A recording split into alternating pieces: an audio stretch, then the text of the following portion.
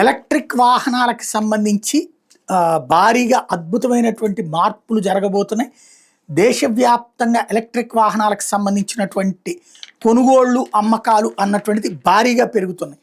Public electronic vehicles వైపుకి మొగ్గు చూపుతున్నారు. ఎందుకంటే ఈ పెట్రోలు, డీజిల్ రోజు రోజుకి ధరలు పెరిగిపోతూ ఉండటంతో సాధ్యమైనంత వరకు ఇవి కొనుక్కుంటే బెటర్ అన్నటువంటి రూట్లోకి వచ్చేసారు. దాంతో ఎలక్ట్రిక్ వెహికల్స్ మీద దృష్టి సారిస్తున్నారు. అది భారీగా పెరిగిపోతున్నాయి. ఒక్క రాష్ట్రంలోనే 1,00,000 దాటే కార్ల సంఖ్యలో కూడా గణనీయంగా పెరుగుదల నమోదవుతుంది.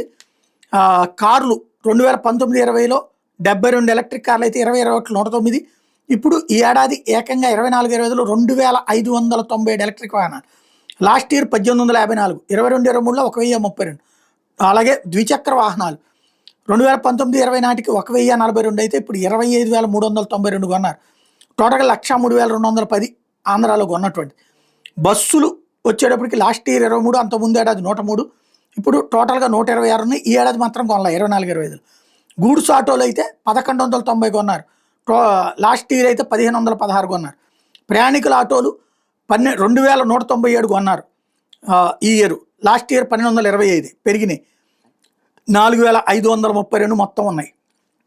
ఓవరాల్గా ప్రస్తుతం అన్ని పబ్లిక్ ఛార్జింగ్ స్టేషన్లో వాహనదారుల నుంచి సగటున యూనిట్కి 22 రూపాయల నుంచి 24 రూపాయల చొప్పున వసూలు చేస్తున్నారు. ఇది చాలా ఎక్కువ. పబ్లిక్ ఛార్జింగ్ స్టేషన్లు వినియోగించే విద్యుత్కి పెద్ద ఎత్తున రాయితీ ఇవ్వాల్సి ఉంటుంది. వాహనదారులకు గరిష్టంగా యూనిట్కి 5 రూపాయలకే ఛార్జింగ్ చేసేలా చూస్తే రాష్ట్రంలో విద్యుత్ వాహనాల సంఖ్య భారీగా పెరిగే అవకాశం ఉంటుంది.